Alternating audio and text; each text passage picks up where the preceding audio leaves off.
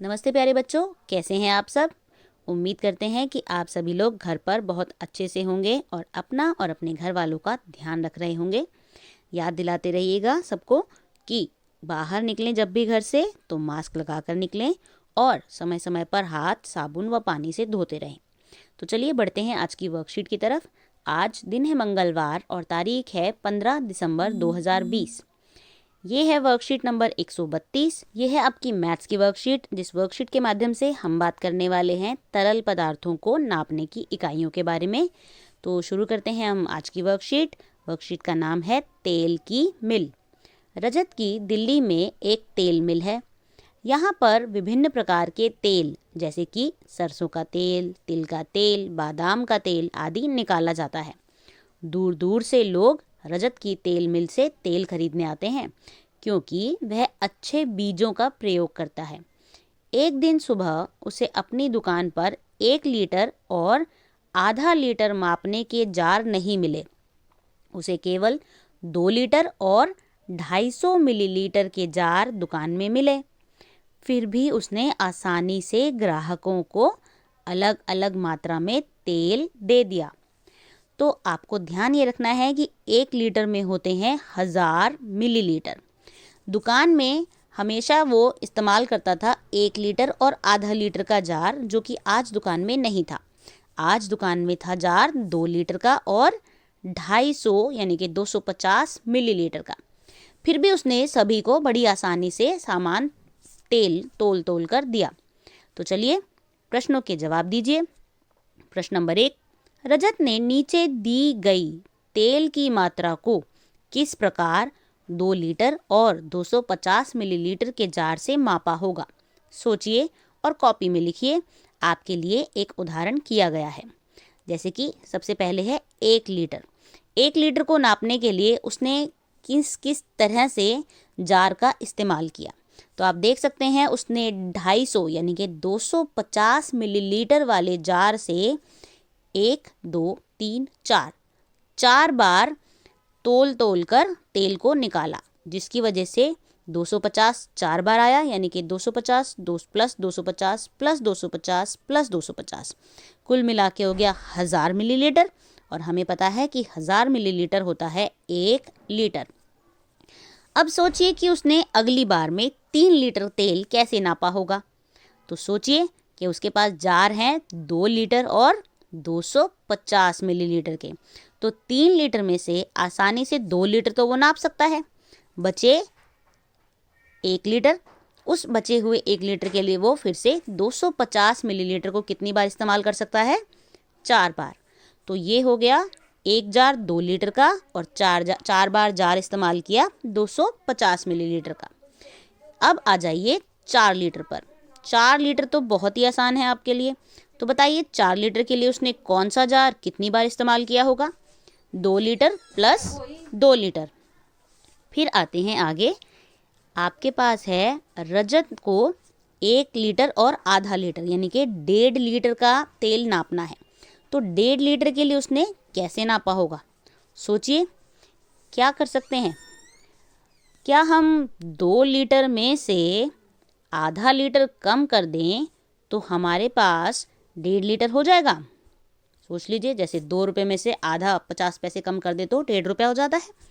तो कुछ इसी तरह से 2 लीटर का एक जार, जिसमें से उसने माइनस कर दिया 250 मिलीलीटर के जार को 2 बार, तो बन गया वो 500 मिलीलीटर।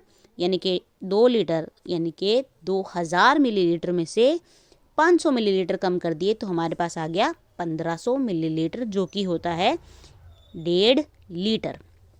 इसी तरह से है आगे 2.5 लीटर और 3.25 लीटर। तो आपको ये बाकी की जो मात्रा है उसे लिखने के लिए बताना है कि कौन सा जार कितनी बार इस्तेमाल हुआ। ये आप करेंगे आगे की अपने आप। अब आते हैं प्रश्न नंबर 2 पर। आपके घर में इस्तेमाल होने वाली बाल्टी में लगभग कितने लीटर पानी आता होगा? 1 लीटर की बोतल की मदद से पता कीजिए और कॉपी में लिखिए। जी, ये सवाल आप पहले भी कर चुके हैं, तो इसे एक बार दोबारा करेंगे आप। आपके पास कोई भी बोतल हो जिसमें 1 लीटर पानी आसानी से आ जाता है, उसे लीजिए और घर की बाल्टी, पहले आप अंदाज़ा लगा लीजिए कितने लीटर की होगी। उसके बाद 1 लीटर पानी उसमें बॉटल में नल से भर के बाल्टी में डालते जाइए और फिर हिसाब लगाइए कि कितना पानी कितनी बार आपने उस बोतल का इस्तेमाल किया। उसी हिसाब से आप बता सकते हैं कि बाल्टी की कैपेसिटी यानी कि बाल्टी की धारिता कितनी होगी। फिर आते हैं प्रश्न नंबर 3 पर। क्या आप बता सकते हैं कि एक दिन में आप कितना पानी इस्तेमाल करते हैं? तो सोचिए कि एक दिन में आप कितना पानी इस्तेमाल करते होंगे। ऑप्शन है 20 लीटर से कम, 20 लीटर से 50 लीटर या फिर 50 लीटर से ज़्यादा। तो जो भी आपका अनुमान है, आप अपनी बाल्टी से भी अंदाज़ा लगा सकते हैं कि पूरा दिन में कितनी खपत आपकी पानी की हो जाती है। उस पर आप सही का निशान लगाइए। प्रश्न नंबर 4। बच्चों, क्या आप जानते हैं कि एक टपकते हुए नल से 1 घंटे में लगभग 1 लीटर पानी बर्बाद हो जाता है? सोचिए, एक दिन में इस टपकते हुए नल से कितना पानी बर्बाद होगा। तो 1 घंटे में अगर 1 लीटर पानी बर्बाद हो रहा है तो एक दिन में जितने घंटे होंगे उस हिसाब से आप नल से बर्बाद होने वाले पानी की मात्रा बता सकते हैं। तो अगर आपको पता है कि एक दिन में कितने घंटे होते हैं, 24, तो अगर 1 घंटे में 1 लीटर पानी बर्बाद हुआ तो 24 घंटे में हुआ 24 लीटर। और बताओ, एक साल में कितना पानी बर्बाद होगा? उसके लिए आपको ज़रूरत पड़ेगी कि एक साल में कितने दिन होते हैं। तो वो आपको पहले से ही दिया हुआ है कि एक साल में दिन होते हैं 365। तो आगे की गुना आप अपने आप करेंगे और बताएंगे कि एक साल में कितना पानी बर्बाद होगा। अब पानी बचाने और पानी की बर्बादी को रोकने के लिए आप क्या कर सकते हो, ये सोचना है और इसके जवाब को आपको कम से कम 4 या 5 बार लाइनों में लिखना है। फिर आते हैं प्रश्न नंबर 5 पर। जल है तो कल है। यदि आप प्रतिदिन 1 लीटर पानी बचाते हो तो आप एक महीने में कितना पानी बचा पाओगे? सोचो, अगर एक दिन में 1 लीटर पानी आपने बचा लिया तो एक महीने में कितना पानी आप बचा लोगे? सोचिए, यदि आपकी कक्षा के सभी छात्र 1-1 लीटर पानी बचाएं तो एक महीने में वो कितना पानी बचा लेंगे। तो आपको ये समझना है कि एक महीने में आपने जितना पानी बचाया उसी हिसाब से अगर आपकी क्लास के सभी बच्चे एक महीने में उतना पानी बचाएं तो कुल कितना पानी, कितने लीटर पानी बचाया जा सकता है। तो ये है आपकी आज की वर्कशीट, जिसके माध्यम से आपने चीज़ों को, खास तौर पर तरल पदार्थों को लीटर में नापने के बारे में जोड़ घटा की है। साथ ही साथ आपने ये चीज़ समझने की कोशिश की है कि हमें पानी को बचाना है और कैसे बचाना है।